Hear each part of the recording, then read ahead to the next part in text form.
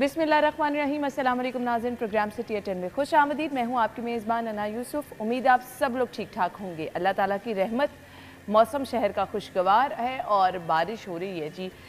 इस बारिश से अगर मैं ये चीज़ कुछ चीज़ें रिलेट करना चाहें, मौसम में तो तब्दीली आ ही रही है। बहुत सारे लोग जो हैं वो मौसम की तब्दीली की वजह से जो हम देखते हैं कि नज़ला ज़ुकाम बुखार उसका भी शिकार हो रहे हैं। बहुत सारे लोग कह रहे हैं अच्छा जी ऐसे महसूस हो रहा है कि सारी बॉडी में पेन हो रही है, तो ये जो आप तेज़ पंखे चलाएंगे, अच्छा मौसम एंजॉय करने के लिए घरों से बाहर निकले, थोड़ा सा मौसम की तब्दीली के साथ आपको अपना रुख भी बदलना है, उस मौसम के साथ एडजस्ट करना भी सीखना है।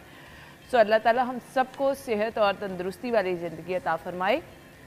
इन सब चीज़ों का आपने खुद ब खुद ख्याल रखना है। आज के प्रोग्राम में खबरें भी होंगी, मेहमान भी होंगे और जिनकी बर्थडे है हमने उनको भी विश करना है, लेकिन इसके लिए थोड़ा सा आपको इंतज़ार करना पड़ेगा। 11:05 पर हम ये भी सेगमेंट जो है वो शामिल करेंगे। अभी हम बढ़ते हैं आज की टॉप स्टोरीज़ की तरफ।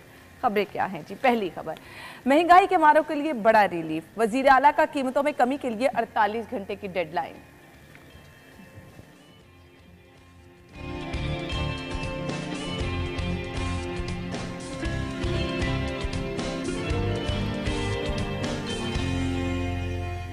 अस्पतालों में अद्वियात की किल्लत, सिटी स्कैन टेस्ट के लिए कॉन्ट्रास्ट इंजेक्शन नापैद।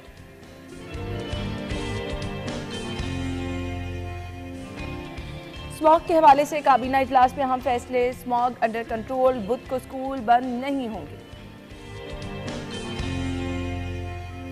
और खालिद भट्ट चौक अंडरपास की तामीर में पेशरफ्त क्या हुई है, आज के शो में आपको बताएंगे। तो खबरें आप जान चुके हैं, इनकी डिटेल्स के लिए हमारे साथ हमारे सीनियर रिपोर्टर्स मौजूद हैं।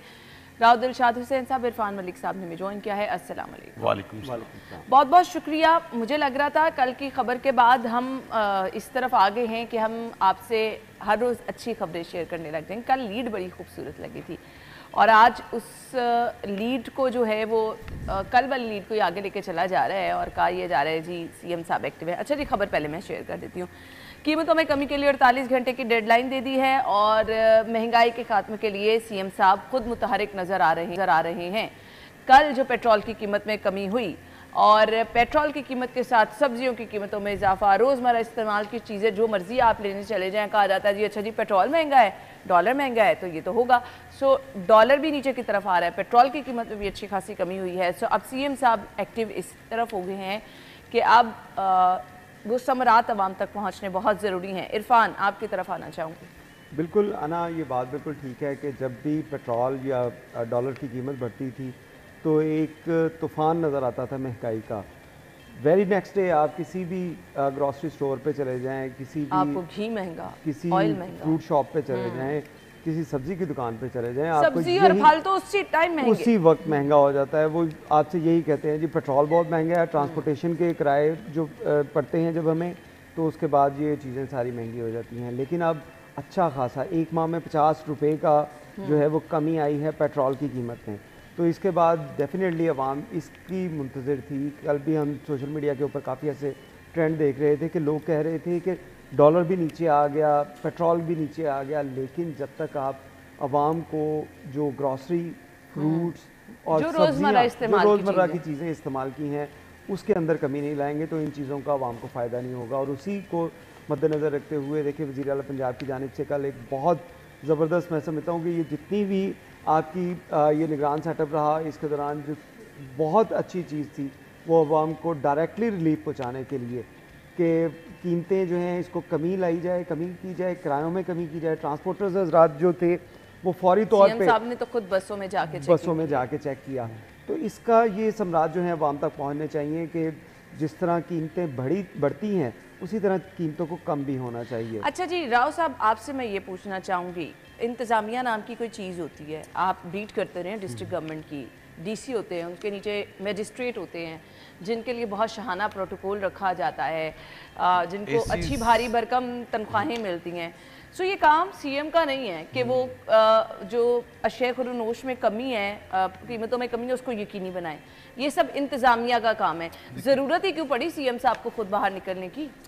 देखिए, डिस्ट्रिक्ट एडमिनिस्ट्रेशन का काम ही बुनियादी तौर पर यह है कि चीज़ों को रेगुलेट करना, ख़ास तौर पर जब मंडियों में अब जब अशिया खुरनोश की ऑक्शन होती है तो उस अमल को इस कदर शफाफ बनाना कि उसके हकीकी मानों में जो समरात हैं वो आवाम तक पहुँचे। और फिर एक फ़ौज दर ज़फ़र मौज है प्राइस कंट्रोल मजिस्ट्रेट्स की, जो कि दूसरे महकमों से उधार लिए जाते हैं और उनको एजाज़ी तौर पर प्राइस कंट्रोल मजिस्ट्रेट्स का जो उनका नोटिफिकेशन किया जाता है, जिसके बाद फिर वो आगे अपनी एक प्राइवेट अफराद पर मुश्तमिल एक फ़ोर्स बनाते हैं और हर रोज़ जो है वो डिस्ट्रिक्ट एडमिनिस्ट्रेशन यानी डीसी साहिबा जब मीटिंग चेयर करती हैं हर दूसरे या तीसरे रोज़ या वंस इन अ वीक, तो उसमें वो जुर्मानों की जो अपनी फहरिस्त है वो दिखाते हैं, जी हमने इतने जुर्माने कर दिए हैं।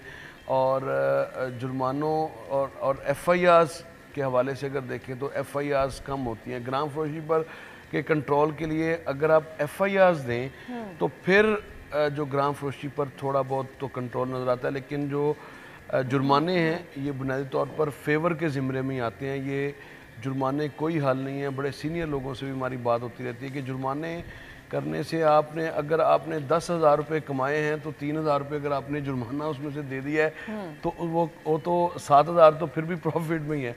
तो ये एक है। दूसरी जानिब अब अशिया खुरनोश की कीमतों को बराह रास्त जोड़ा जाता है पेट्रोलियम मसनूआत की कीमतों से, और बहुत सारी ऐसी अशिया खुरनोश हैं जो हमारी अपनी लोकल पैदावार है, लेकिन उसको भी रिलेट जब किया जाता है, जी पेट्रोल की कीमत बढ़ गई है इसलिए दूध दही और ये जो चीज़ें हैं जो जिनकी लोकल प्रोडक्शन है उनकी कीमतों में भी फिर इजाफा होता है।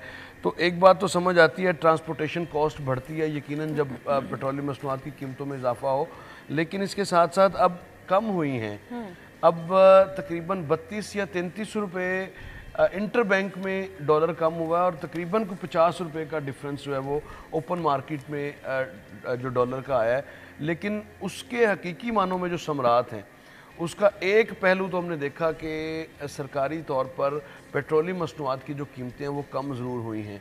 अब नीचे इसकी क्या इसी तनासुब से जो अशिया खुरनोश हैं वो एक मुश्किल टास्क है।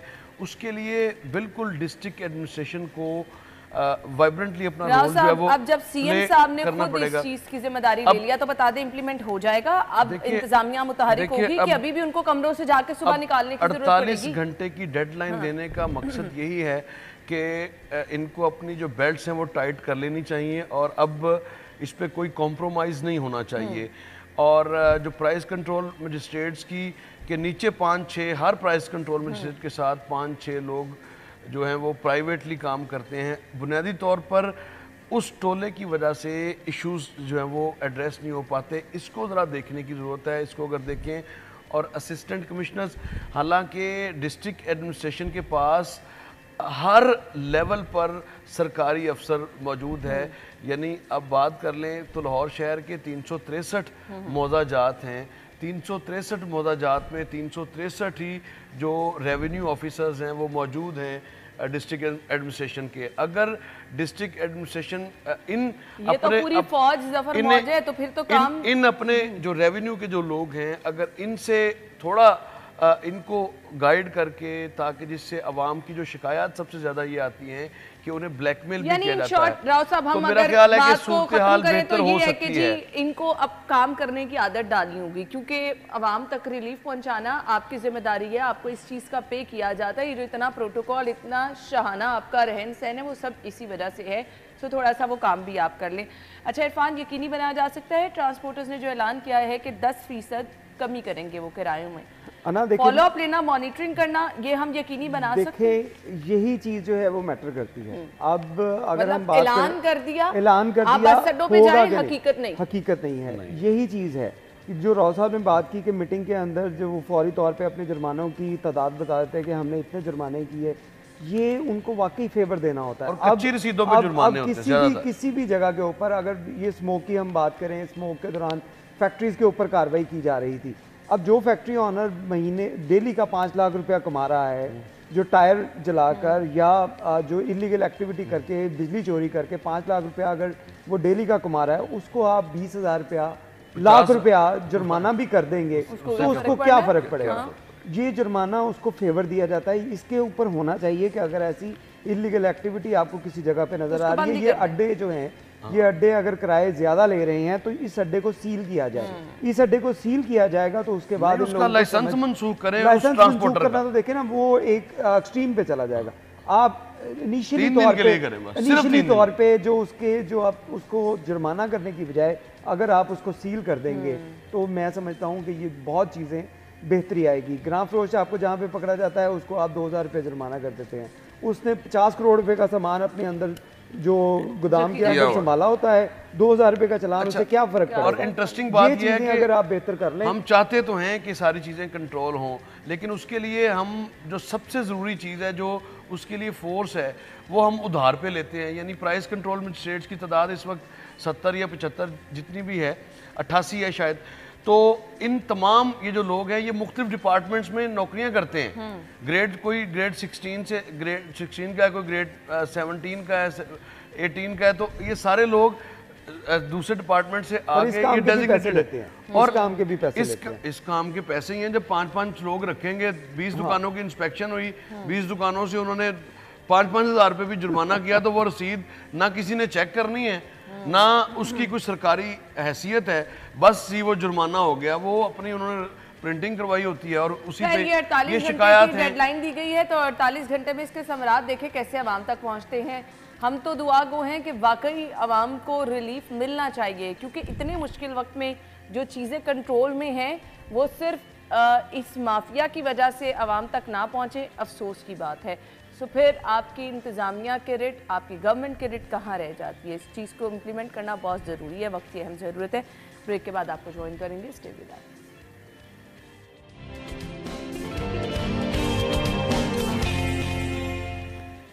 एक बार फिर से आपको खुश आमदीद कहेंगे और अगली खबर की तरफ बढ़ेंगे। आई डोंट नो कि पता नहीं ये चीज़ें कैसे ठीक होंगी। मतलब सीएम साहब का सबसे ज़्यादा फोकस अस्पतालों पर ही है। अस्पतालों के मामलात ही वो हर रोज़ ठीक कर रहे हैं। वहाँ जाकर मीटिंग्स की सूरत में हर तरह से उनकी कोशिश ये है कि अस्पतालों के मामला ठीक कर लिए जाएं, लेकिन फिर आपको एक ऐसी खबर अगले दिन मिल जाती है कि अस्पतालों में ही मसाइल हैं। खबर ये है कि जी अस्पतालों में अद्वियात की किल्लत है। सिटी स्कैन के लिए जो इंजेक्शन इस्तेमाल होता है वो नायाब है और हर 15 दिन बाद आपको पता चल रहा होता है ये इंजेक्शन नायाब है। सो इसके पसे पर्दा क्या चीज़ें हैं, कौन से वो अवामिल हैं जो ये सब कर रहे हैं? मेरे ख्याल से उनको पकड़ना बहुत ज़रूरी है। राव साहब देखिए, चीफ मिनिस्टर की ये कोशिश है कि तमाम हस्पतालों में जो हाउस इन ऑर्डर किया जाए और बेहतरीन तिब्बी सहूलियात शहरियों को पहुँचाई जाएँ, लेकिन उसके पैरेलल एक ऐसा माफिया भी काम कर रहा है जिसको वक्त आ गया कि अब इसके खिलाफ कार्रवाई को यकीनी बनाया जाए। यानी ये तमाम जो एफर्ट है जो हम देखते हैं कि चीफ मिनिस्टर खुद जाते हैं, मामलात को ठीक करने की कोशिश करते हैं, मामलात बेहतर भी होते हैं, नई एमरजेंसी भी बनती है, इक्विपमेंट के लिए भी तमाम तर वसाइल जो हैं बुरे कार लाए जा रहे हैं, लेकिन एकदम से फिर खबर आती है कि सिटी स्कैन के लिए जो इंजेक्शन इस्तेमाल होता है वो नायाब है। ये यूरोग्राफिन, अल्ट्रावेस्ट और ये जो गैस्ट्रोग्राफिन इंजेक्शंस हैं ये नायाब हैं। और ये ऐसा हो क्यों रहा है? इसका मतलब है कि सीएम की सारी एफर्ट पर पानी फेरने के लिए ये इस तरह की हरकत जो हैं वो रिपोर्ट हो रही हैं। और ये जाहिद चौधरी साहब की जो स्टोरी है, ज़ाहिर है ये सरकारी अस्पतालों के हवाले से ये उन्होंने रिपोर्ट किया और जिसमें जो गायनी के मरीज़ हैं उनके लिए भी इंजेक्शन कैल्शियम ग्लूकोनेट भी दस्तियाब हैं, MS हजरात हैं उनके लिए। और अगर तो वो इस सारे गेम प्लान का हिस्सा नहीं है, यानी मैं इसको बाकायदा ये कॉन्स्पिरेसी है कि किसी सूरत भी चीफ मिनिस्टर के जो इनिशिएटिव है उनको कामयाब नहीं होने देना, उनके सम्राट अवाम तक नहीं पहुंचाने देने, और ये उसी की जाने मुझे अब लग रहा है। अब मुझे कोई शक नहीं है कि इतने ज़्यादा उन्होंने अस्पतालों के दौरे किए, उसके बावजूद कोई ना कोई खबर ऐसी आती है जो बराह रास्त अवामी मसाइल से रिलेटेड होती है, जो तिब्बी शिकायत को बढ़ाने के मुतरादिफ होती है। और सिटी स्कैन आपको पता है कि हर जो ज़्यादातर पेशेंट्स के लिए सिटी स्कैन रिकमेंड किया जाता है, उसके लिए टाइम रिक्वायर्ड होता है और उसके अब तो सरकारी अस्पतालों में उसके चार्जेस भी जो वसूल किए थे, लेकिन उसके बावजूद वेट नहीं किया जा सकता क्योंकि मरीज की हालत, उसका बुनियादी मसला क्या है, सिटी स्कैन के बाद ही डॉक्टर ने। अब ये चीजें नहीं होंगी तो इरफान साहब मरीज लटके रहे।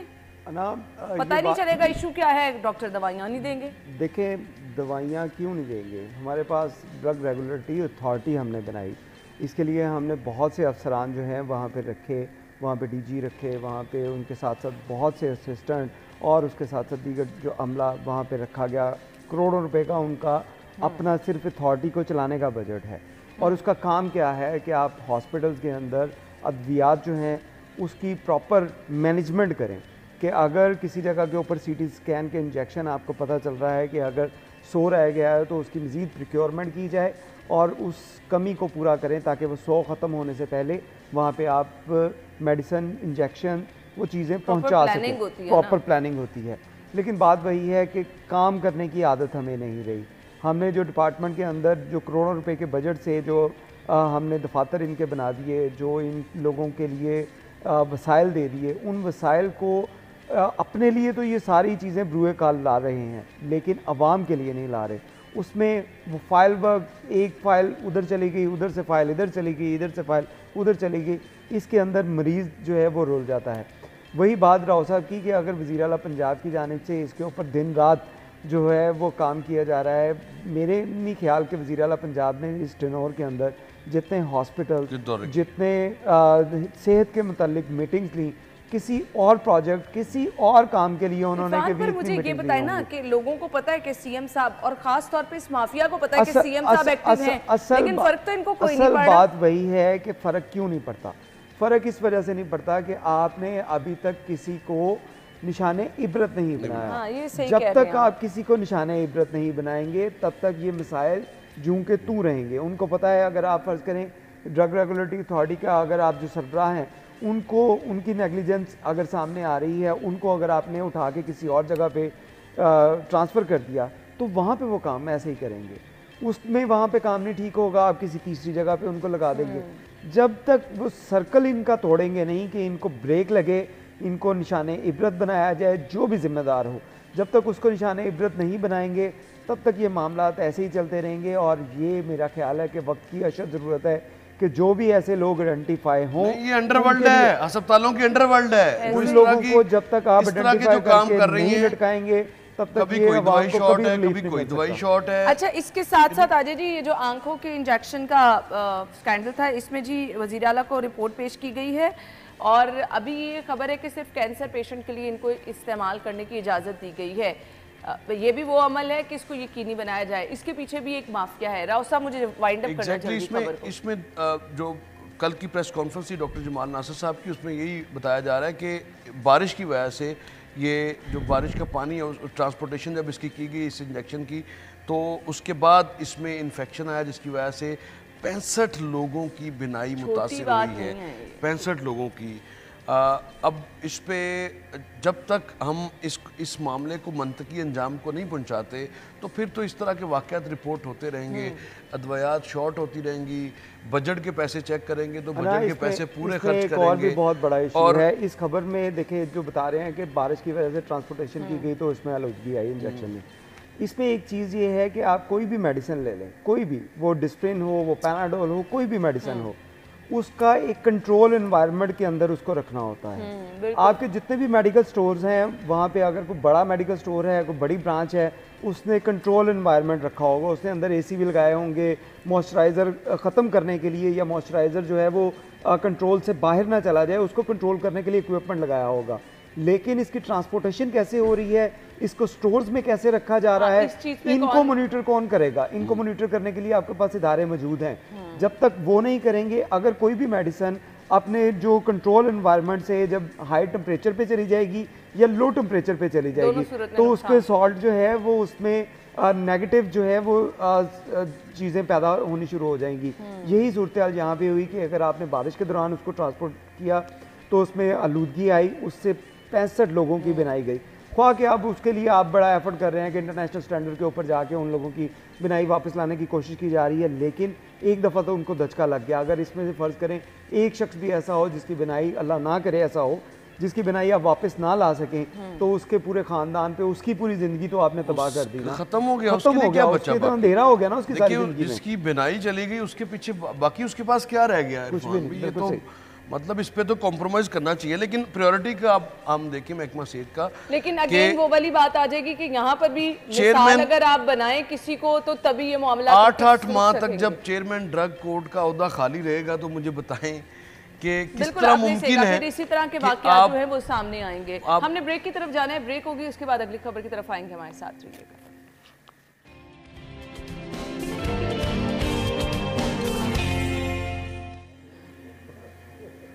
एक बार फिर से आपको खुशामदीद कहेंगे। स्मॉग अंडर कंट्रोल, बुध को स्कूल बंद नहीं होंगे। स्मॉग के हवाले से काबीना इजलास में अहम फैसले किए गए हैं। ऑलरेडी अगर हम अपना एजुकेशन सिस्टम देखें तो किस हद तक मुतासर था कोविड के बाद से जिस तरह से, तो ये एक तरह से अच्छा इकदाम भी है।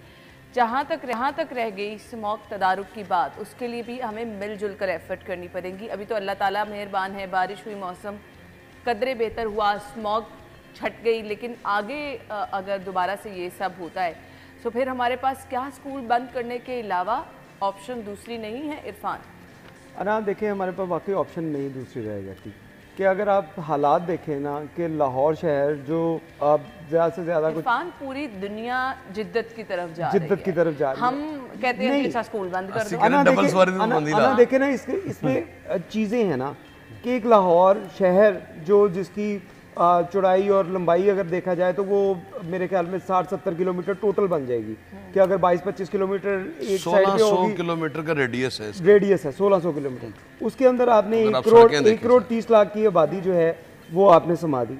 अब उसमें 25-26 लाख घर तो होंगे, उसके अंदर फैक्ट्रीज भी हैं, उसके अंदर 75 लाख मोटरसाइकिल, गाड़ियाँ, रिक्शे, चिंची, बसें ये आपने रखी हुई हैं।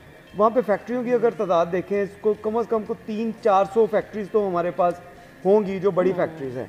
इन फैक्ट्रीज के अंदर वहाँ पे धुआं प्रोड्यूस नहीं हो रहा। बिल्कुल। रिक्शा जो है, गाड़ियाँ जो हैं, इनसे क्या धुआं प्रोड्यूस नहीं हो रहा। स्कूल से क्या ताल्लुक है? उससे मैं आपको बताता हूँ कि आपने इन सारी चीज़ों को अगर कंट्रोल नहीं करना, उसके बाद बच्चे क्या आप भेजेंगे। मैं एक थोड़े दिन पहले एक रिपोर्ट देख रहा था, शफीकाबाद के इलाके से एक फैमिली क्लेम कर रही थी कि उनके बच्चे को 12 साल का बच्चा, उसको कैंसर हुआ और उसमें वो क्लेम कर रहे थे कि ये इस वजह से हुआ क्योंकि यहाँ पे फैक्ट्रियाँ जो हैं वो टायर जलाती हैं, धुएं से हमारी छतें काली हो गई हैं, हमारे बर्तन काले हो गए। मोमनपुरा के इलाके में चले जाएं, यही बातें आप वो तो द्रोगा वाली साइड पे जाएं तो सांस नहीं ले सकते आप। यही बातें अगर हम इन चीज़ों को कंट्रोल नहीं करेंगे, क्योंकि ये स्मोक क्या होती है, स्मोक जब हवा का प्रेशर जो है वो कम होता है, उसमें जितने पार्टिकल्स हैं, डस्ट, धुआं, ये सारी चीजें एक जगह पे स्ट्रक हो जाएंगी। इसमें स्मोक के कंट्रोल के हवाले से मैं अक्सर ये बात करता हूँ कि स्मोक, डेंगू, पोलियो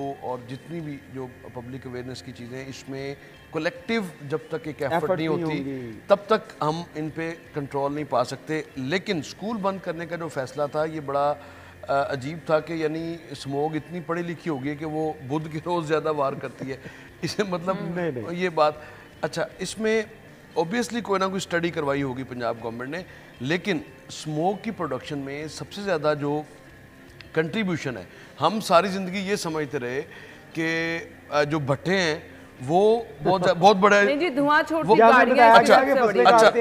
हमें फसलें काटते हैं, फिर उसके बाद हमें ये बताया गया कारखाने जिनका आपने बड़ी तफसील से तस्करा कर दिया, लेकिन नहीं, 43% जो आपकी इसमें स्मोक में कंट्रीब्यूशन है वो आपकी ये गाड़ियों की फ्यूल, हर तरह की गाड़ी उसमें शामिल है, धुआं छोड़ने वाली गाड़ी नहीं, तमाम तर गाड़ियाँ, क्योंकि आप सब स्टैंडर्ड जो फ्यूल है वो कुवैत का फ्यूल ज़्यादा इस्तेमाल होता है, शायद इसी वजह से ये इन्वायरमेंटल स्पेशलिस्ट की है। उसके बाद फिर क्या वजह है कि स्मोक है? स्मोक के मैयर्स के हवाले से आपने सबसे पहले जो आपने ग्रीन एरियाज़ ख़त्म कर दिए पिछले 15 सालों में, वो उसका इम्पेक्ट फिर आएगा 11वीं का पता 12वीं को लगता है जब बाज़ारों में दही नहीं मिलती आपको। तो ये आपने 11वीं के तौर पे आपने पहले शहर का बेड़ा गर्क करते रहे, ग्रीन एरियाज़ को बगैर सोचे समझे, ब्राउन एरिया, फिर इंडस्ट्रियल एरिया, फिर उसके रेजिडेंशियल एरिया, फिर उसके बाद कंक्रीट के जंगल आप बनाते चले गए, लेकिन आपने ग्रीन एरिया डेवलप नहीं किया। ये आपकी वीकनेस है, इस पे आपको काम करना है। पंजाब हुकूमत ने माजी में एक पॉलिसी ज़रूर अख्तियार की थी कि किसी भी प्रोजेक्ट का 1% जो है वो लगेगा हॉर्टिकल्चर पे। अच्छा, हॉर्टिकल्चर पे वो अगर 1% भी लगा होता ना तो वो आपको नज़र आता। 1% से मैं मिसाल ये देता हूँ कि ऑरेंज लाइन ट्रेन का पैकेज 1 है डेरा गुजरा से चुबुर्जी तक, आप उसकी ग्रीन बेल्ट देख लें और उसके बाद अगले प्रोजेक्ट्स ही देख, यानी आपने पैसे जहां आप खर्च करते हैं वो पैसे नजर भी आते हैं। आपने 86 लाख रुपए PHO को LWMC ने दिए थे कि जो महमूद बूटी की साइट है जो पहले इस्तेमाल होती रही है, जो एक हिल का डंपिंग से पहाड़ी बन चुकी हुई है कूड़े की, उसके ऊपर ग्रीन एरिया डेवलप करना था, वो आज तक डेवलप नहीं हुआ। मैंने कवर किया था, बिलाल मुस्तफ़ा साहब थे CEO LWMC, उन्होंने वो चेक दिया PHA को और उसके अगेंस्ट जो सर्विसेज देना थी वो आज तक नहीं हुई। PHA एक स्पेसिफिक डिपार्टमेंट है जो कि ग्रीन एरिया डेवलप करता है, उसके अलावा महकमा जंगलात का काम है पौधों को, यानी इसके साथ और हमने ग्रीन एरियाज को चूंकि डेवलप नहीं किया, इसी वजह से आज हम इन मसाइल का शिकार हैं। क्या डेवलप नहीं किया, हमने तो अपने हाथ से खात्मा किया है, तो आज तो हम ये भुगतेंगे। खैर, स्कूल बंद नहीं हो रहे, खबर ये थी। अगली खबर की तरफ आएंगे। खालिद बट चौक अंडरपास की पाइलें मुकम्मल, बरकत मार्केट था, भेकेवाल मोड़ सिग्नल फ्री, रोड पर वर्किंग शुरू। इरफान साहब, रिलीफ मिलेगा आपका तो आने जाने का मेरे ख्याल से रास्ता बहुत ज्यादा रिलीफ मिलेगा। देखिए लाहौर में जितने भी प्रोजेक्ट है, नवंबर जो है 6 नवंबर, हाँ नवंबर जो है ये मैं समझता हूँ लाहौरियों के लिए ये गिफ्ट जो है गिफ्ट के तौर के ऊपर होगा कि 2-3 प्रोजेक्ट जो हैं वो आपके नवंबर के फर्स्ट वीक के अंदर जो है इसको जो मुकम्मल कर लिया जाएगा और यहाँ पे ट्रैफिक जो है वो मामूल के मुताबिक चला करेगी। और जो स्मोक की हम बात कर रहे हैं उसमें भी ये बड़ा असर जो है वो दिखाएगी कि जहाँ पे ट्रैफिक जो है कंजेशन मिलती थी, धुआं ज्यादा होता था, वहाँ पे अब ये इश्यूज नहीं आएंगे, गाड़ियाँ मुसलसल जो है वो इशारों पे खड़ी रहेंगी। और ये जो खालिद बट चौक और इसका भी कहते हैं कि बहुत ज़्यादा काम जो है वो मुकम्मल हो चुका है और कुछ दिनों बाद इसको भी जो है वो कर लिया जाएगा। तमाम पाइल वर्क इसका मुकम्मल है, 50 दिनों में ये प्रोजेक्ट मुकम्मल होने जा रहा है, जो कि लाहौर की तारीख में एक रिकॉर्ड होगा। लाहौर की तारीख में एक रिकॉर्ड होगा जो कि 50 दिनों में ये मुकम्मल होने जा रहा है। और दूसरा जो ये बरकत मार्केट से भेकेवाल मोड़ तक इसको करने जा रहे हैं सिग्नल फ्री, तो भेकेवाल मोड़ पे अब बहुत ज़्यादा ट्रैफिक की कंजेशन है। फिर बरकत मार्केट में इटसेल्फ बहुत ज़्यादा वहाँ पर कंजेशन बढ़ती चली जा रही है डे बाई डे, क्योंकि पीछे से जो ट्रैफिक है वो थ्रू है, कलमा चौक से आने वाली सारी ट्रैफिक, तो वो वहाँ पर आप आकर एक वो जंक्शन में, अगली जो सड़क है उसकी भी कैपेसिटी इतनी नहीं है कि वो ट्रैफिक थ्रू हो सके, तो उसकी रीमॉडलिंग वक्त की ज़रूरत है। उसके साथ साथ भेकेवाल मोड़ पर भी बहुत ट्रैफिक के स्वेयर इशूज़ हैं। ये होने तो आज से 10 साल पहले चाहिए थे जब ये रास्ते निकाले गए थे, लेकिन बहरहाल नहीं हुए। क्रेडिट जाता है जी निगरान गवर्नमेंट को, बड़े अच्छे तरीके से ये काम जो है पाया तकमील तक पहुंचाए जा रहे हैं और ये तमाम काम है पब्लिक रिलीफ के। गुजारिश ये है कि जिस मकसद के लिए ये किए जा रहे हैं, जिस तरह हम देख रहे हैं जहाँ टायर बस्टर लगाए गए हैं वहाँ से फिर भी लोग गुजर रहे हैं, सो प्लीज़ इन चीज़ों का ज़रूर आप ख्याल रखिए। ट्रैफिक कवानीन की पासदारी ज़रूर कीजिए, जो अच्छी चीज़ें हैं उनको अच्छे से इस्तेमाल कीजिए ताकि नताइज भी अच्छे हों। बहुत बहुत शुक्रिया आप लोगों के वक्त के लिए। नाज़रीन, हम हेडलाइंस के बाद आएंगे।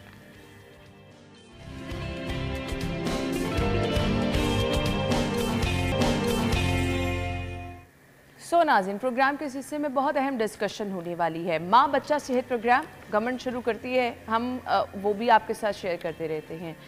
ज़िंदगी में बहुत बड़ा और अहम एक्सपीरियंस ये होता है माँ बनना और आपने एक बच्चे को अगर पैदा करना है तो आपकी न्यूट्रिशन कितनी मैटर करती है इस पर तो कोई सवाल ही नहीं है, लेकिन इसके लिए आपको तैयारी करनी पड़ती है, इसके लिए आपको अपनी सेहत का ख्याल रखना पड़ता है, जिसके लिए हम अक्सर देखते हैं कि लड़कियां बहुत सारी चीज़ें नज़रअंदाज कर देती हैं। हम बहुत ज़्यादा अपनी डाइट को लेके चूज़ी हुए हैं, ये खाना है, ये नहीं खाना, ये खाना है, ये नहीं खाना, अब इससे वेट बढ़ जाएगा, इससे वेट कम हो जाएगा, ये सब चीज़ें हमने खुद से डिसाइड कर ली हैं।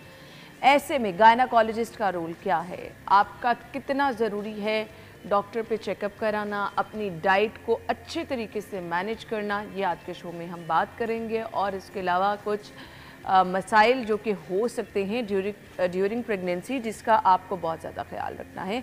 हमारे साथ हमारे जो मेहमान मौजूद हैं तारुफ कराना चाहूँगी। डॉक्टर तैयबा ने हमें ज्वाइन किया है, गायनाकोलॉजिस्ट हैं, और यमुना चट्ठा माहिर ग़िज़ायात हैं। वेलकम कहेंगे। अस्सलाम वालेकुम जी। Thank you so much. Doctor साहिबा, आपसे हम आगाज़ कर लेंगे। सेहत तंदुरुस्ती जैसी बड़ी नेमत कोई नहीं है, लेकिन ख़वातीन का सेहतमंद होना बहुत ज़रूरी है, इस पर रोशनी डालिएगा। अच्छा, ये बहुत ही इंपॉर्टेंट टॉपिक है ना, क्योंकि बेसिकली अगर आप पाकिस्तान के डायनामिक्स देखें तो इस वक्त हम 5वां दुनिया का लार्जेस्ट पॉपुलस कंट्री है। Exactly. हमारी आबादी 22 से 24 करोड़ हो गई है और हमारा ग्रोथ रेट एशिया में सबसे ज़्यादा है। अब इस सब की इम्प्लीकेशन हर एक पे आती है। ज़ाहिर है 50% अगर आपकी ख़वातीन है और रिप्रोडक्टिव एज ग्रुप में हैं तो ज़ाहिर है कि आपका जो इफ़ेक्ट है इंक्रीजिंग पॉपुलेशन का वो अल्टीमेटली उस सब चीज़ पे आता है।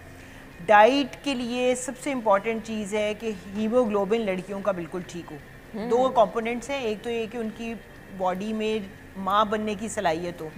अगर आप 14 साल की बच्ची की शादी कर देंगे, जो कि 18 साल लिख कर 14 साल में शादी हो जाती है, हो रहा है ये स्टिल हो रहा है। और उसकी वजह सिर्फ ये है कि पहले से इतने घर में अगर 7-8 बच्चियाँ बैठी हुई हैं आपकी और एक कमरा है जिसमें आप रह रहे हैं और जिसके अंदर आपने बच्चे पे बच्चे पैदा किए हुए हैं और आपको अंदाज़ा ही नहीं है कि आप किस लेवल पे कहाँ रुकें, तो उससे ये होगा कि यानी आज आपने गुफ्तगू का आगाज किया है जो जड़ है कि आपने पॉपुलेशन कंट्रोल करनी है। एग्जैक्टली सबसे इम्पोर्टेंट देखिए, किसी वही जो जड़ वाली बात आपने की, जड़ को सही करेंगे तो दरख्त तनावर होगा ना। पाकिस्तान में ये जो बेहंगम अब आप जो बाहर सड़कों पे रश देखते हैं, एग्रीकल्चर लैंड चेंज हो रहे हैं इनटू किसमें, बिल्डिंग्स में। ये सब कुछ पॉपुलेशन की वजह से हो रहा है ना। और उस पॉपुलेशन का इफेक्ट खवातीन पे कैसे आ रहा है? अर्ली एज मैरिजेस से उनके अंदर बॉडी, अभी उनकी बोन्स मजबूत ही नहीं होती और वो एक बच्चा पैदा करने के लिए तैयार हो जाती है। दूसरा सोशल सेटअप हमारा कि शादी को साल हुआ नहीं, चाहे वो 15 साल की बच्ची है, चाहे वो 16 साल की, 18 साल की, जितने भी साल की, कि शादी के 2 महीने बाद ही प्रेगनेंसी ज़रूर होनी चाहिए। उसका जिस्म इस काबिल है कि नहीं, उसकी मेंटल कैपेसिटी इस काबिल है कि नहीं। Health is basically mental and physical and social spiritual सब वेल बीइंग। बिल्कुल, हेल्थ इज़ नॉट ओनली कि जी मैं एक देखते में तो बिल्कुल ठीक खातून लग रही हूँ लेकिन मेंटली मैं अभी रेडी नहीं हूँ, चीज़ें नहीं है। सो एनीमिया जो है ना, खून की कमी, वो हमारे पाकिस्तान का लार्जेस्ट बड़ा प्रॉब्लम है in all reproductive pregnant women. हमारे यहाँ 9, 6, 8 हीमोग्लोबिन बिल्कुल पेरिफेरी में कॉमन है। नो डाउट गवर्नमेंट ने बहुत काम किया है, I must say awareness programmes, government ने BHO RHCs बहुत ज़्यादा डेवलप किए हैं, बहुत चीज़ों पे मेहनत हुई है। लेकिन जो एक सोशल टैबूज है ना, इन पे काम करने की बहुत ज़्यादा ज़रूरत है। सही। अच्छा जी, सबसे बड़ी रीज़न तो बता दी है जी डॉक्टर साहिबा ने, खून की कमी। मैक्सिमम मिनिमम कितनी होनी चाहिए इस तरफ भी मैं आऊँगी, लेकिन तंदुरुस्त इंसान के लिए ग़िज़ा की अहमियत क्या है और उसने खाना क्या है। अब ये मतलब नहीं है कि आपने अच्छी ज़िंदगी गुजारनी है तो सभी कुछ खाना शुरू कर दें। यमुना की तरफ जाना चाहूँगी मैं। अच्छी खुराक क्या है जो सभी ने खानी है? अगर हम प्रेगनेंसी की स्पेसिफिकली जैसे बात कर रहे हैं तो एक मैं हमेशा ख़वातीन से ज़रूर कहती हूँ कि प्लान योर प्रेगनेंसी, जैसे डॉक्टर साहब ने बात की है कि एज और उसके बाद शादी हो गई तो फ़ौरन से एक प्रेशर आता है कि भाई आपने बच्चा पैदा करना ही करना है। क्या पहले उस बच्ची की, जिसमें उन्होंने फरमाया, मेंटल कैपेसिटी, फिजिकल कैपेसिटी है कि नहीं है। जब बच्चियों को मैं कहती होती हूँ कि प्लान करें अपनी प्रेगनेंसी, मिसाल के तौर पर मेरे पास पॉलीसिस्टिक ओवरीज के पेशेंट्स आते हैं कि भाई इशू है, कंसीव नहीं कर पा रहे हैं, उनको मैं कहती होती हूँ, उनका वेट भी ज़्यादा होता है, कि पहले वज़न कम करें। प्रेगनेंसी हो जाना एक अलग बात है, बॉडी का उठा पाना एक अलग बात है। इवन अगर एक बच्ची है जो इंटरनली पहले वीक थी, डेफिशिएंसीज के साथ चल रही थी, विटामिन D बहुत बच्चों में गिरा होता है, कैल्शियम गिरा होता है, और जो स्पेशली जो टीन्स वाले अगर पीछे थोड़ा सा आ जाए, अगर हम अर्ली मैरिजेस पे आ जाए उस वक्त तो बहुत ही काम ख़राब होता है। इवन जो स्कूल गोइंग बच्चियाँ होती हैं, यूनिवर्सिटी गोइंग बच्चियाँ होती हैं, कॉलेज गोइंग बच्चियाँ होती हैं, अभी जस्ट ग्रेजुएट हुए, फ़ौरन से मंगियाँ 2-2 साल पहले की हुई होती है, फ़ौरन से शादी कर देते हैं उनकी। वो अब ऐसा एज ग्रुप तो पहले ही पूरा दिन घर से बाहर होता है, वो प्रॉपर खा ही नहीं पा रहा होता। तो अपने अंदर कैपेसिटी होगी, उतनी ग़िज़ायत होगी तो फिर आगे वो बच्चे को देंगे। होता क्या है, माएँ खुद भी बहुत कमज़ोर हो जाती हैं। बच्चा तो चलो प्रेगनेंसी भी हो गई, प्रेगनेंसी गुजर भी गई, बच्चा पैदा हो गया, उसके बाद मैं माओ से मैं सवाल करती थी बच्चियों से कि अगर आपको इतनी जल्दी, आप मुझे बताओ कि बच्चा संभालना कैसे है, आपके अंदर तो खुद हिम्मत नहीं होगी। इसलिए हमने बातें बनाई हुई है ना कि प्रेगनेंसी के बाद हर एक नोशन सा एक बना हुआ है कि भाई अगर आप प्रेगनेंसी के बाद जो कमज़ोरी और बेतहाशा होनी ही होनी है। मैं इसे डिसएग्री करती हूँ। मैं कहती हूँ कि सिर्फ आपको तब कमज़ोरी होगी जब आपने प्रेगनेंसी के बीच या उससे पहले या फ़ौरन बाद अपनी ग़िज़ायत का ख्याल नहीं रखा। एक सेहतमंद जिस्म को अल्लाह ने, औरत के जिस्म को ये चीज़ उठाने की ताकत दी होती है। सिर्फ शर्त यह है कि आपने उसे पहले उस टाइम पीरियड में और उसके फ़ौरन बाद ध्यान रखा हो। हमें एक हम समझते हैं फ्री पास मिल गया है हमें कि प्रेगनेंसी हो गई अब जो मर्ज़ी खाओ, और फिर हमारा सारा रुझान होता है अपनी पसंद के खानों पे। हालांकि वो एक ऐसा वक्त है जब आपको बहुत ज़्यादा ध्यान रखना है क्या चीज़ आप खा रहे हैं, क्या चीज़ नहीं खा रहे। जिसने आपने भी बताया था, अभी जिक्र किया कि बच्चियाँ ये खा लिया वो ना खाया। फिर कुछ टैबूज़ हैं, प्रेगनेंसी टैबूज़ का बहुत प्रॉब्लम है कि प्रेगनेंसी हो गया, अब ये ना खाओ वो ना खाओ। उसकी वजह से दो चीज़ माँ मना कर देती है, एक चीज़ दोस्त मना कर देती है, एक चीज़ शौहर मना कर देता है, तीन अपने दिमाग में होते हैं, बचता पीछे कुछ है नहीं खाने को। सुनी सुनाई बातों पे ज्यादा यकीन करते हैं कि फलां के साथ ये हुआ था, अच्छा जी अब ये तो करना ही नहीं है। डॉक्टर साहिबा, खून की कमी का आपने जिक्र किया, किस तरह से इसको मॉनिटर करना है, किस तरह से इसको बैलेंस रखना है, और खुदा न खास्ता अगर इस चीज़ को हम नहीं मॉनिटर करते तो नुकसान क्या हो सकता है? अच्छा, अब ये कि पाकिस्तान में ऑलमोस्ट जो शहरी आबादियों में तो तकरीबन कोई 40% के अराउंड ख़वातीन में खून की कमी है, और जो देही इलाके हैं जैसे कम्युनिटीज़ हैं सारी, रूरल हेल्थ सेंटर्स और जहाँ मेन पॉपुलेशन है वहाँ इट्स मोर देन 70% जो वर्ल्ड स्टैटिस्टिक्स हैं। अब जो एनीमिया है, जो खून की कमी है, वो सिर्फ माँ को इफ़ेक्ट नहीं करता इस लिहाज से कि माँ में कमज़ोरी, थकावट, बच्चों जो ऑलरेडी एग्जिस्टिंग है उनको ना देखना, और इस बच्चे की नशो नुमा जो प्रेगनेंसी के अंदर है उसको भी इफेक्ट करता है। बच्चों के साइज़ छोटे होते हैं, आप देखिए ग्रोथ स्टंटिंग पाकिस्तान 45% पे ऑलमोस्ट फॉल कर रहा है कि कद छोटे हो गए हैं लोगों के। ये न्यूट्रिशन से लिंक्ड है, मदर के पेट में जो न्यूट्रिशन है उससे लिंक्ड है। First 1000 days of foetal life पे बहुत बातें होती हैं कि पहले 1000 दिन बच्चे की ज़िंदगी के बहुत इंपॉर्टेंट दिन है जो कि वो सारी लाइफ उसकी डिटरमिन करेगी, और वो स्टार्ट होती है फर्स्ट डे ऑफ प्रेगनेंसी से। You see how much important nutrition is in relation to the healthy mother के अलावा हेल्दी चाइल्ड और अल्टीमेटली हेल्दी नेशन।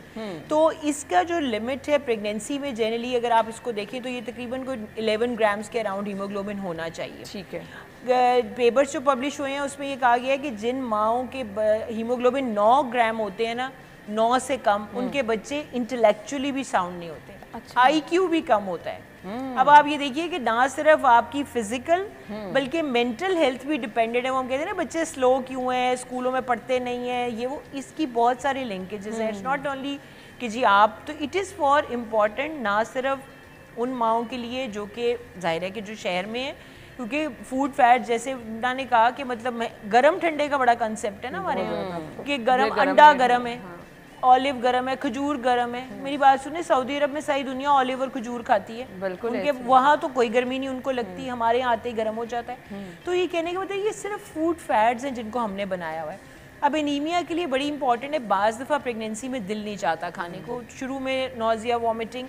तो ये बताने का मकसद ये है कि पहले 3 महीने अगर कुछ नहीं भी खाया जा रहा ना तो ये नॉर्मल बात है, क्योंकि बच्चे की ग्रोथ बहुत छोटी सी होती है। बच्चा छोटा सा 3 सेंटीमीटर के करीब ग्रो होता है, उसका अल्लाह ताला का निज़ाम है और जो गलत नहीं हो सकता कि वो 5th मंथ के बाद ग्रो करना शुरू करता है।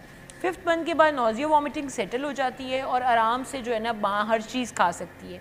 तो बैलेंस डाइट में बहुत इंपॉर्टेंट है गोश्त, ठीक है, गोश्त नहीं खा सकती, मटन या बीफ किसी भी फॉर्म में खा लें।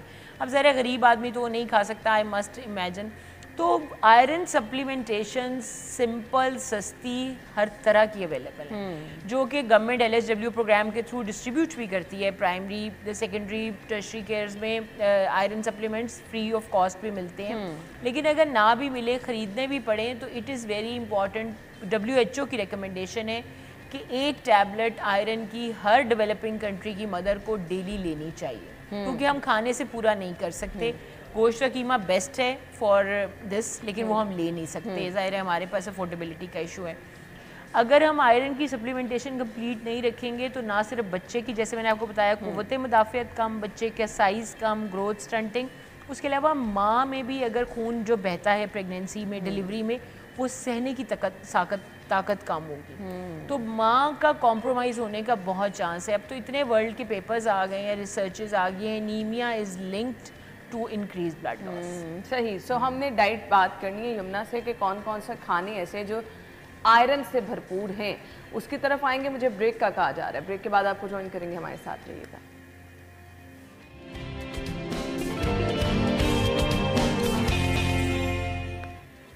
Welcome back. सो हम गुफ्तगू का सिलसिला आगे बढ़ाएंगे। आयरन की बात हो रही थी, कौन सी ग़िज़ा है जो रिच है जी आयरन से, हमने वो खानी है। जी यमुना।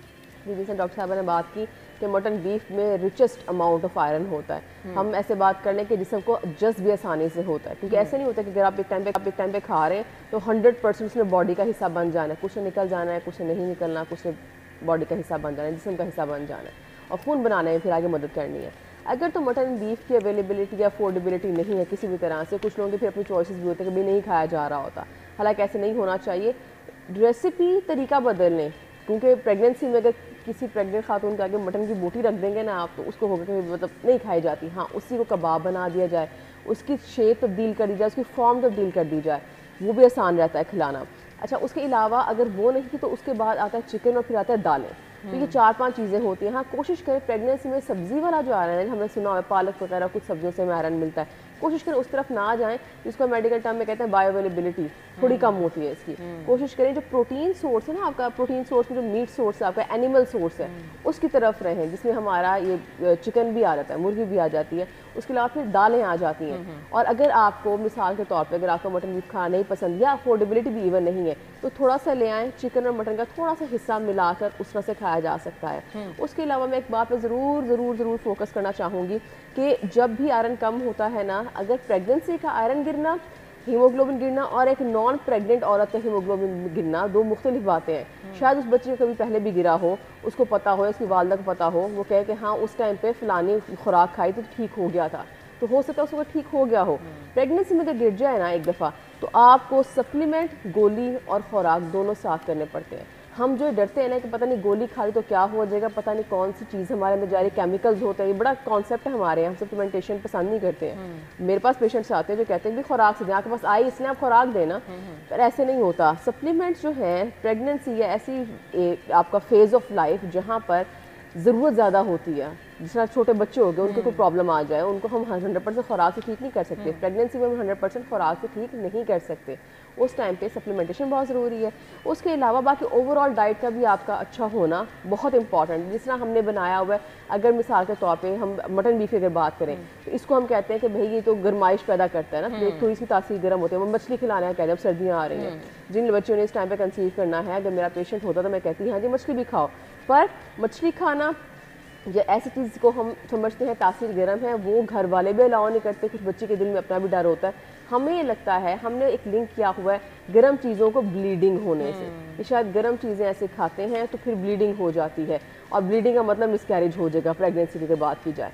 जो प्रेगनेंसी अल्लाह ने चलानी है वो चलेगी, जो नहीं चलानी उसमें कॉम्प्लिकेशन किसी न किसी तरह के आ जाएंगे। अच्छा, आपने कॉम्प्लिकेशंस की बात की तो मैं डॉक्टर साहिबा से ज़रूर जानना चाहूँगी, क्योंकि हमारे पास वक्त कम है।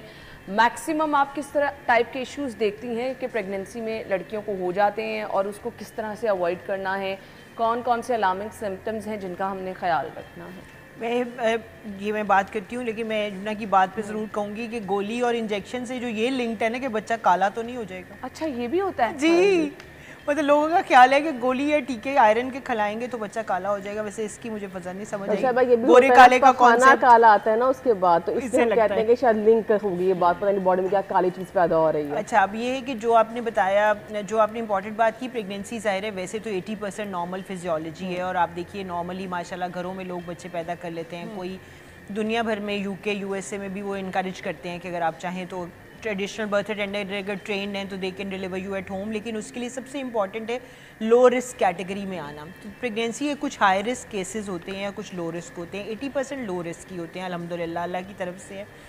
जो हाई रिस्क केसेस हैं उसमें ब्लड प्रेशर का ज़्यादा होना, शुगर डेवलप हो जाना, एनीमिया जैसे आपको बताया, खून की कमी हो जाना, कोई ना कोई किसी किस्म के डिसऑर्डर्स और भी प्रेगनेंसी में होते हैं, लेकिन मेजर जो मेडिकल डिसऑर्डर्स हैं और जो ये है ना ये इंपॉर्टेंट है। उसके लिए सबसे इंपॉर्टेंट आपकी रेगुलर एंटीनेटल केयर है। अगर आप मुस्तनद किसी बंदे के पास, डॉक्टर के पास जा रहे हैं, मुस्तनद ट्रेडिशनल बर्थ अटेंडेंट के पास जा रहे हैं, वो रेगुलर आपकी मॉनिटरिंग कर रहा है, प्रेगनेंसी में रेगुलर चेकअप्स हैं, अल्ट्रासाउंड्स एडवाइजेबल हैं, मतलब एक शुरू में अल्ट्रासाउंड एडवाइजेबल है, एक मिडल में अल्ट्रासाउंड आपके अनॉमलीज़ के लिए कि बच्चे में कोई नुकाइस तो नहीं है उसके लिए, और एक एंड पे ग्रोथ के लिए। तो 3 अल्ट्रासाउंड रिकमेंडेड है, रेगुलर मंथली चेकअप रिकमेंडेड है। उसी में ब्लड प्रेशर अगर ज़्यादा हो गया है या बच्चे की ग्रोथ में कमी आ रही है या खून की कमी है तो वो डिटेक्ट हो जाएगी। ठीक है, टेस्ट हैं रेगुलर जो आपको कराने चाहिए।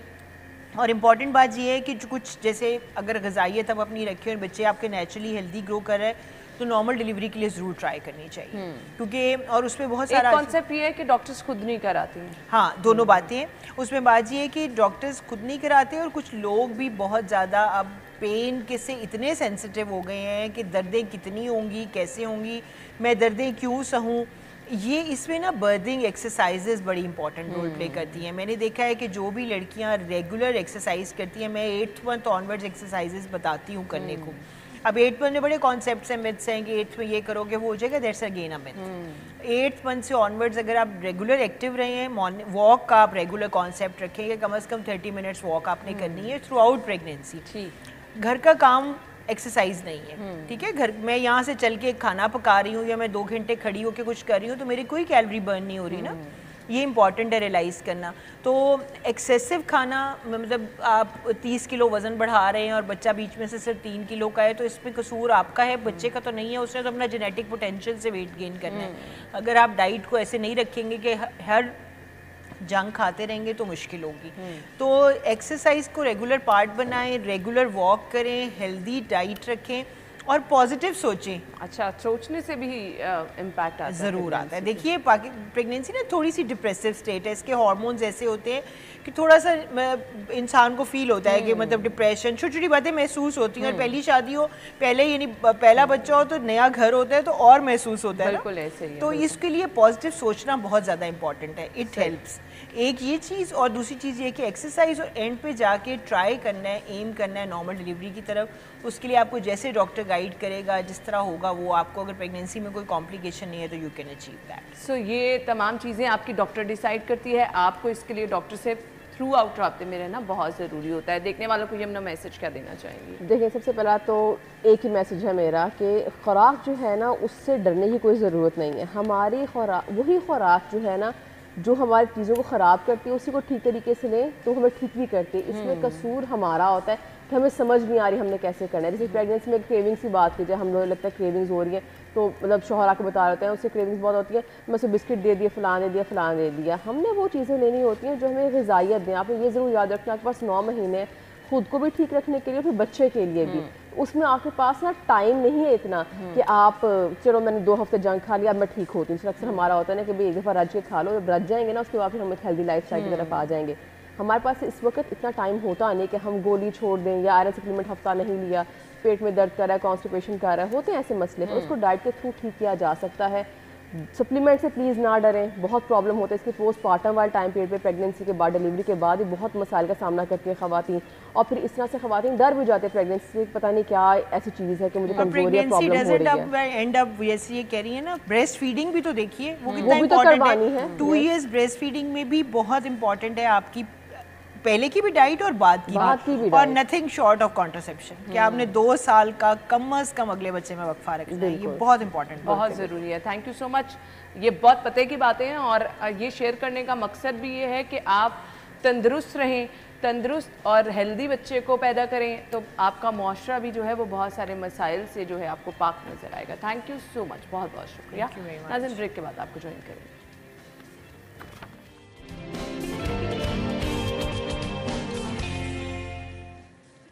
Welcome back. ज़ुहेब की तरफ चल रहे हैं। आज की हेल्दी टिप उन्होंने हमारे साथ शेयर करनी है। बताएंगे कौन सी एक्सरसाइज आप घर में कर सकते हैं, बताएंगे नहीं बल्कि करके भी दिखाएंगे। जी ज़ुहेब।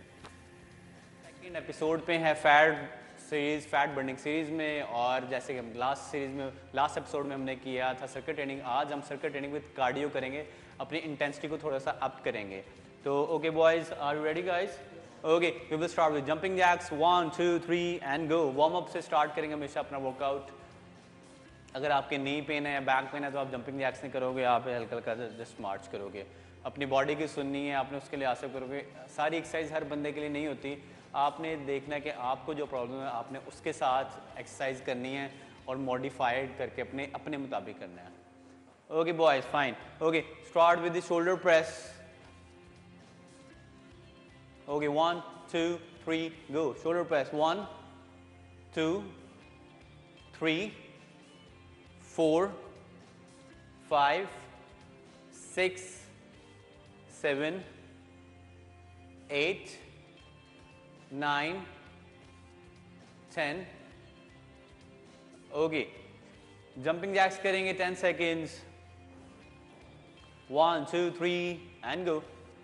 10 9 8 7 6 5 4 3 2 एंड 1। ओके, अब हम ये ज्यूम करें कि हमने शोल्डर प्रेस और 10 सेकंड जंपिंग जैक्स के 3 सेट्स कर लिए हैं और हम अब नेक्स्ट एक्सरसाइज पे जाएंगे जो कि है बाइसेप कर्ल्स। इसके साथ भी हम जंपिंग जैक्स करेंगे, ये भी इसके भी 3 सेट करेंगे हम। Okay, start with bicep curls. शाबाश, नेक रिलैक्स, बॉडी रिलैक्स करेंगे, अननेसेसरी मसल्स को इन्वॉल्व नहीं करोगे आप। शाबाश, excellent boys, excellent work, excellent, बहुत अच्छे। Keep breathing, inhale from nose, exhale from mouth. Breathing is most important during workout because breath अगर आप प्रॉपर नहीं करोगे, ऑक्सीजन अंदर नहीं जाएगी, बॉडी को ऑक्सीजन नहीं मिलेगी तो आप प्रॉपरली परफॉर्म नहीं कर पाओगे। Two reps more boys, 1 and 2. Okay, next exercise is side jumps like this. Okay, side jumps करेंगे for 10 seconds. 10, 9, 8, 7, 6, 5, 4, 3, 2 and 1. Okay, again हमने इसके 3 सेट्स करने हैं बाइसेप कर्ल्स और साइड जंप्स के। Okay, next हम जाएंगे एक्सरसाइज पे। This is overhead extension, tricep extension. Okay, 1, 2, 3 and go. 1, 2, 3 up, 4 up, 5, sharp boy, 6, 7, perfect both of you, 8, 9 and 10. Okay, next exercise, next cardio drill is mountain climbers. Fine, on your position, 1, 2, 3 and go. 1, 2, 3, 4, sharp boys both of you, 5, 6, 7, 8, 9 and 10. शाबाश, very good, excellent. Okay, next exercise पे हम जा रहे हैं। again इसको आपने 3 time करना है।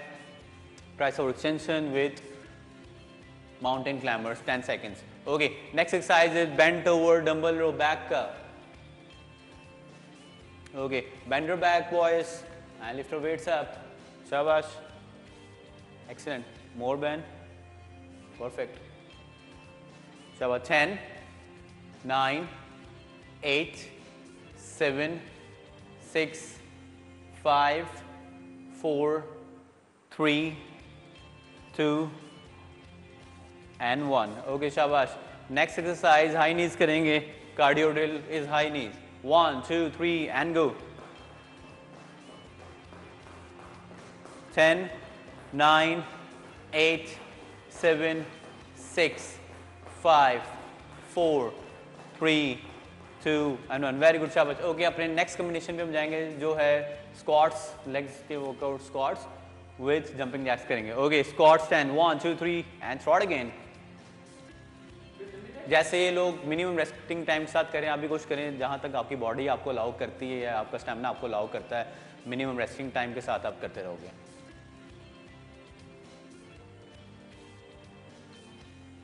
शाबाश boy, 2 reps more, 1 and 1 more. Okay, fine. Jumping jacks for 10 seconds. 10, 9, 8, 7, 6, 5, 4, 3, 2 and 1. चलो बॉयज, ये था हमारा आज का वर्कआउट। आई होप आप लोगों को पसंद आया होगा और जो मैंने डाइट पहले आपको बताई उसको आपने फॉलो लाजमी करना है। जो लास्ट एपिसोड में बताई थी वही डाइट हमारी चलती जाएगी। Thank you so much guys और थैंक यू सो मच आप सब ने हमें देखा और इसको कोशिश करें। थैंक यू जुहेब, आपका भी बहुत शुक्रिया। फीडबैक आपने हमें देना है और हम वो जुहेब तक पहुंचाएंगे क्योंकि बहुत मेहनत करते हैं वो आप लोगों के लिए। आपने इतना ख्याल रखना है, फीडबैक हम तक पहुंचाना है। कल मुलाकात होगी, अल्लाह हाफ़िज़।